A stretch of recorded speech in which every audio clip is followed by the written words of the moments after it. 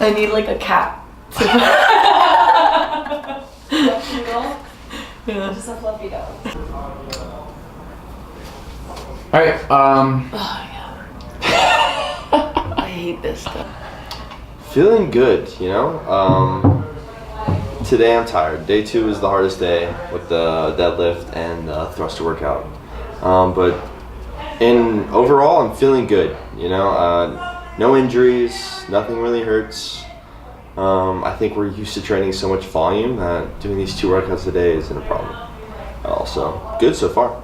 Event 3 really crushed us, and Event 4 could have been a disaster following if we would have not had the type of chemistry that we have now from building what we've built together.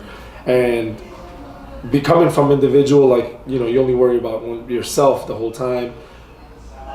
Worrying about other people is, you know, it's good. It kind of helps you also, like, and I learned that today, like, you get to lean on people. Like, I was smoked, but everybody pretty much kind of like stepped up, did what they could do to try to ease it more for me, and it really did. It paid off, you know. It paid off for all of us because we ended up winning that event. And I think that is just something that we've built in the past 8 months. It's not something that happened like, oh, it's happening this weekend. It's happened through the months, and like if you're gonna try to go team, it's something you have to build beforehand. You can't just be like, oh, it's the open, let's do a team. It's got to be like, yo, 5 months before that, let's do a team, and then focus on that. Honestly, for me, I was really anxious because of the handstand walk. Couldn't walk over a plate before this, and I somehow managed to get over the obstacle a few times. But even going down the ramp, I had only done it by myself once before going in. So I just had a ton of anxiety for that, but I kept telling myself to be positive, and whatever was gonna happen is what's gonna happen, that I had put in the work to make it happen. talk to me about that event record on Event 2.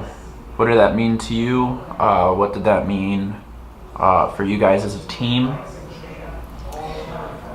Just a lot, like a big confidence booster. We didn't expect to do that well in that workout. We had only finished it once in training, and it was like 3 seconds under the time cap.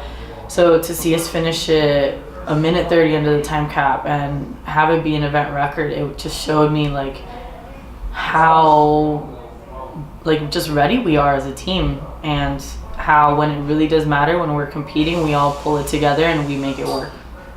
33. We'll see what their time is. Ooh. Coming about the 16-minute mark.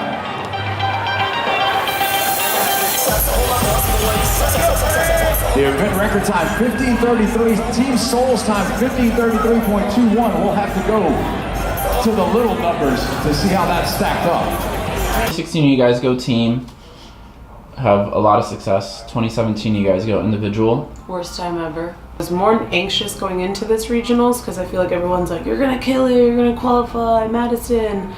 And in 2016 there weren't as any pressure like that, so we were excited and I wasn't as anxious. But honestly, like once we were there warming up, after event 1 passed, I felt a lot better.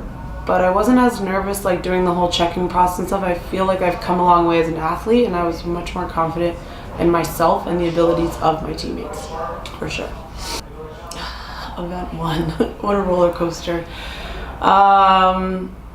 It's honestly, it's a good test of fitness in the sense that you kind of make your shoulders tired, your legs tired, you're breathing heavy, and then you have to do this like crazy gymnastic obstacle thing that kind of makes no sense, but all the sense.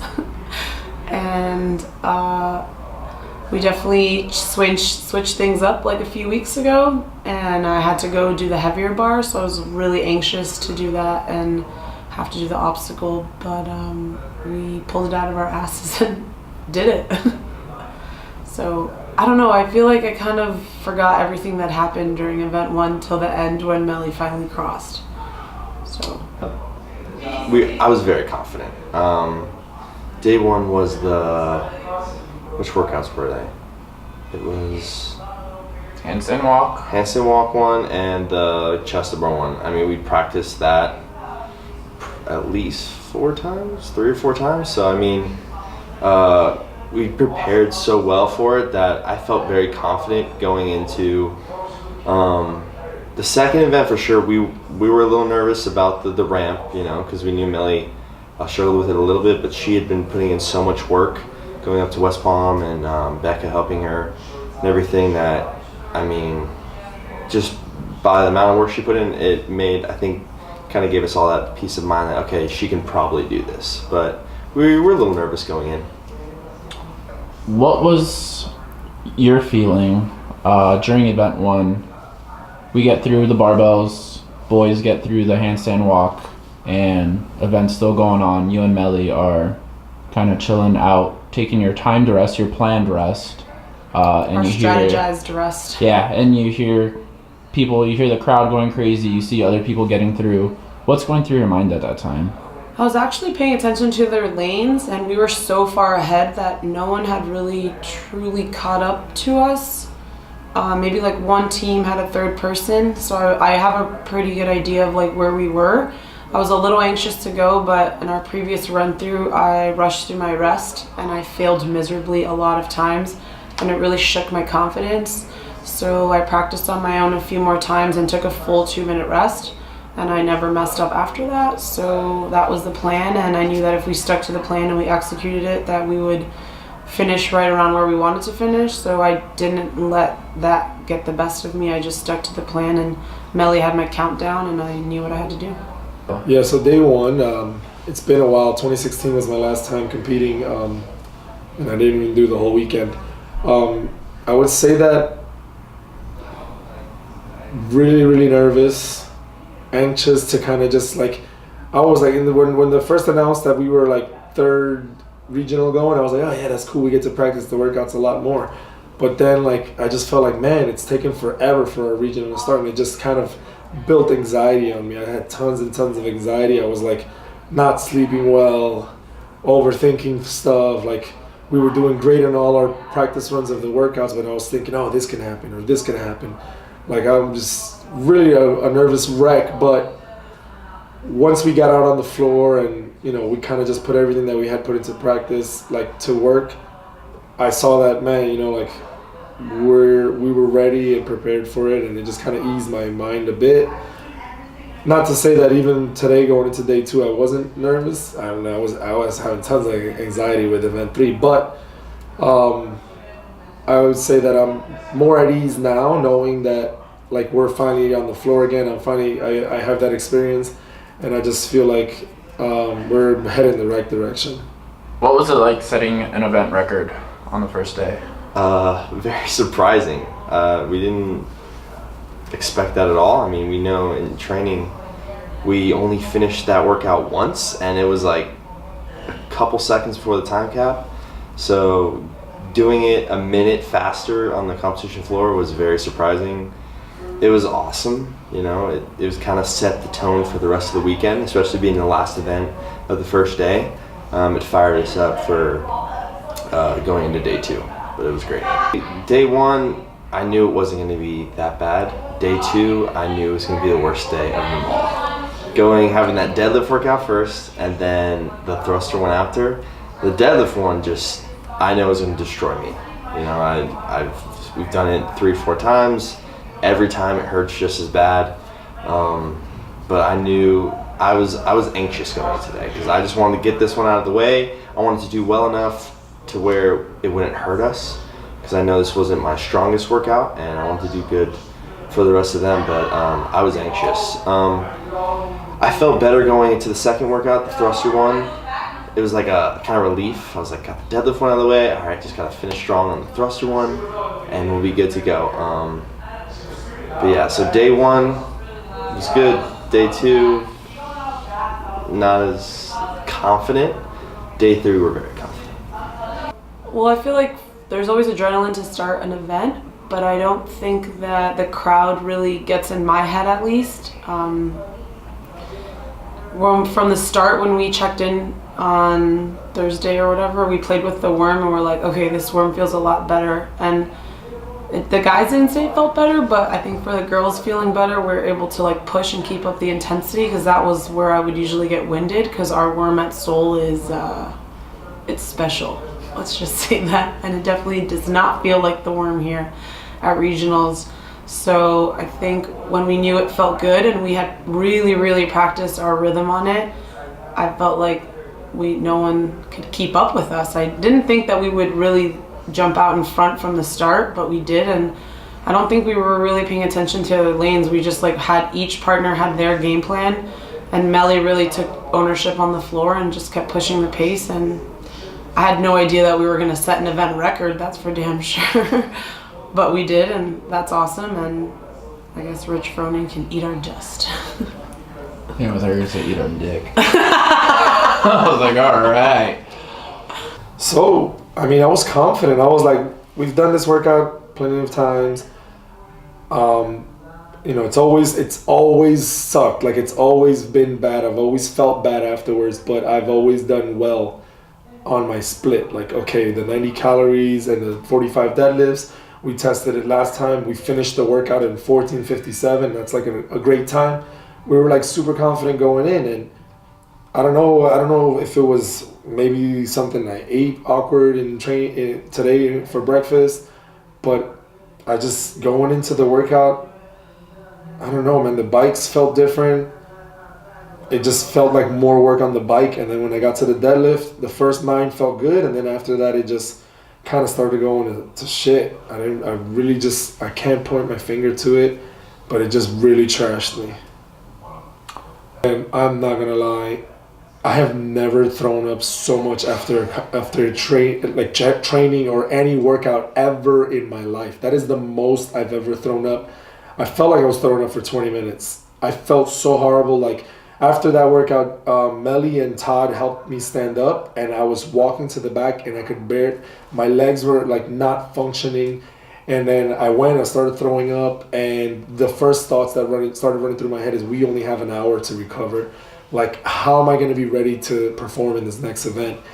And like, you know, Danny gave me the glycofuse or some stuff, some carb stuff to help me recover.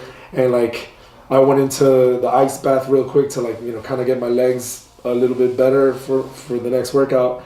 But I think my mindset was like, that's it, like this, it's over. Like, there's no way that I'm going to be able to perform like to a level that will be competitive, because I felt like, man, if I pick up any piece of the worm, I'm going to friggin' want to drop the worm every like 5 reps. But I don't know, man. I think like it's only because like those 3 other people that are there and with Danny, like, man, they just like Melly took one for the team, bro. Like nobody understands.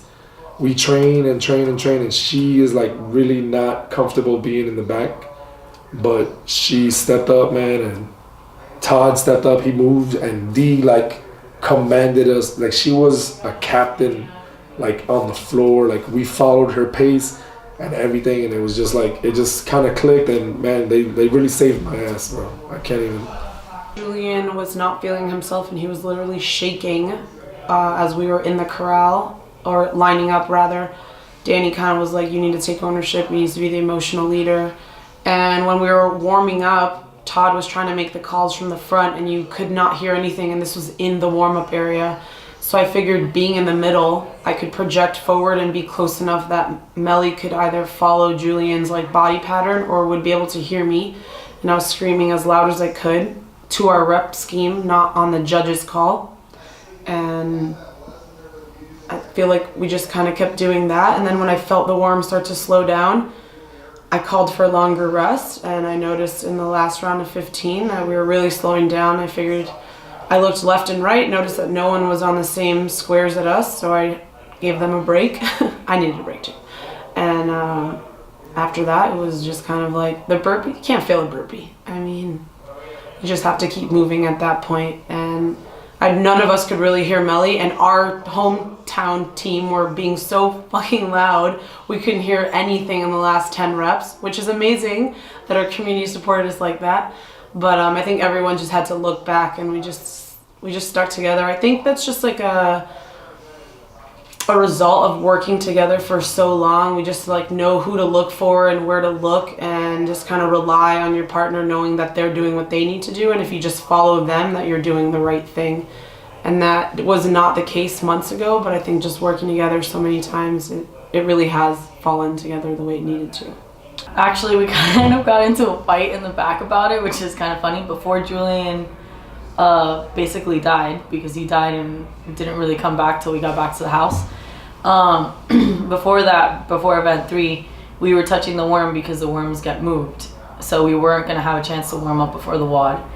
And they were all like, oh, try the end. And I was like, the end is so light. And I don't think anybody was really hearing me, but I was like, I literally have not done this WOD a single time in the end. And every time I go to the end, I feel like I lose a part of my soul. And so, yeah, that was like the argument. We were like, okay, Melly goes to the middle. It's not a big deal. You know, that's how we've been training it, so it'll be fine. And then the moment I saw Julian throwing up, I was like, oh God, I have to go to the end. Because it's easier for whatever. We just had to restructure everybody so it would be easier for Julian. So I pulled Danny aside. I told him. And when we got out there, when we were getting to the rig, I actually felt like crying because I had so much anxiety about it.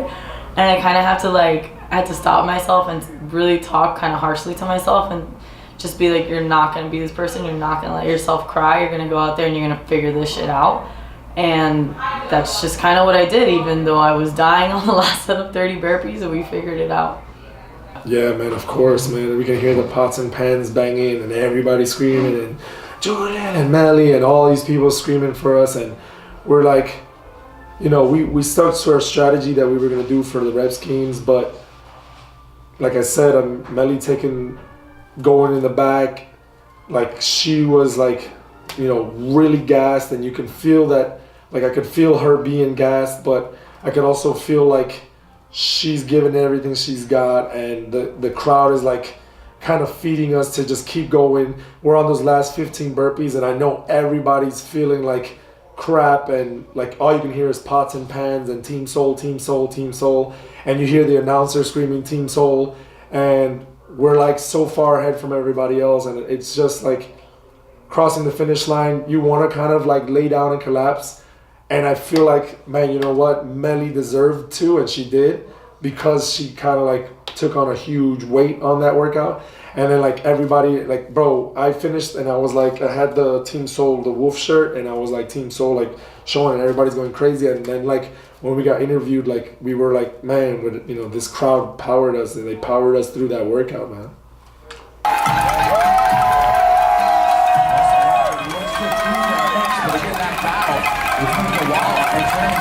Pick up some speedy, fast burpees going on here, folks.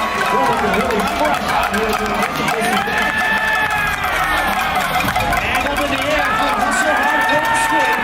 We're going to move back into those qualified positions. It's going to be close, Larry. Will Hustle Hard be able to hold it down?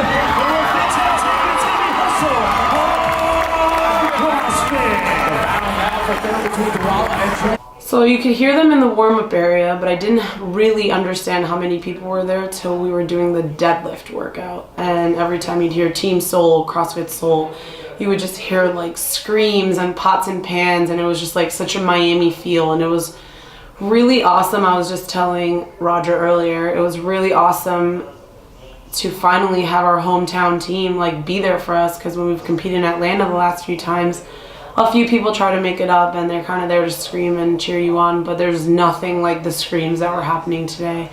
And it was so exciting. You kind of feel like, I don't know, like important at the ends, like, and it was really nice to like acknowledge them and that they felt acknowledged, because they come to see us and we're there, we warm up, we work out, and we leave. We don't really get to mingle, we don't really get to hang out with them.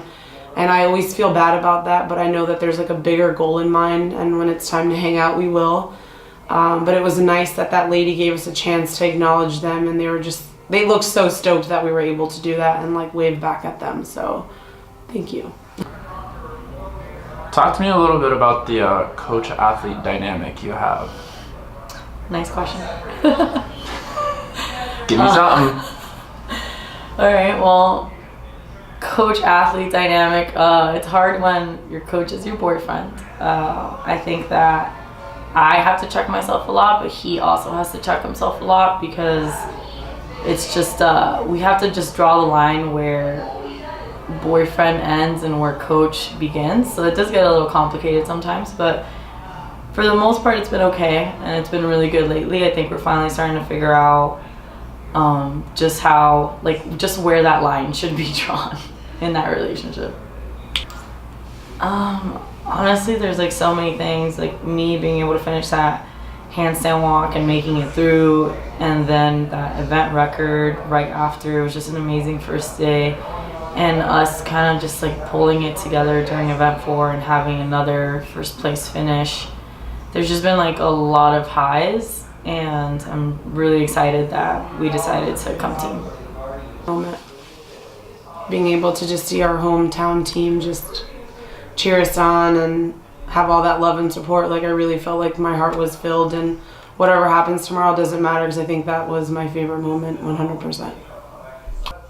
I would say that moment in event 4, man. I think like for us being able to like re-strategize everything we had practiced and still do better than we had ever done in any practice run with that workout. Like, we never came close to being sub 9 minutes in any training session. And just saying that we put people in places that they weren't used to be in, but that just kind of just means that, like, man, if shit hits the fan, it doesn't matter, because we're going to be ready to like set up and fix it and do whatever it takes to like make sure that we're going to move forward in the right direction. So for me, like, that has been, to me, like, that was the moment of the weekend for me. Like, I'm not afraid of what's to come. Tomorrow, whatever may come is going to be, but like nothing could have proven that we're ready for anything that may come our way than bouncing back from event 3 to event 4. The event record, for sure. The best feeling in the world is when you step on the finish mat and you look to your left and right and there's no one else there. So that was for sure.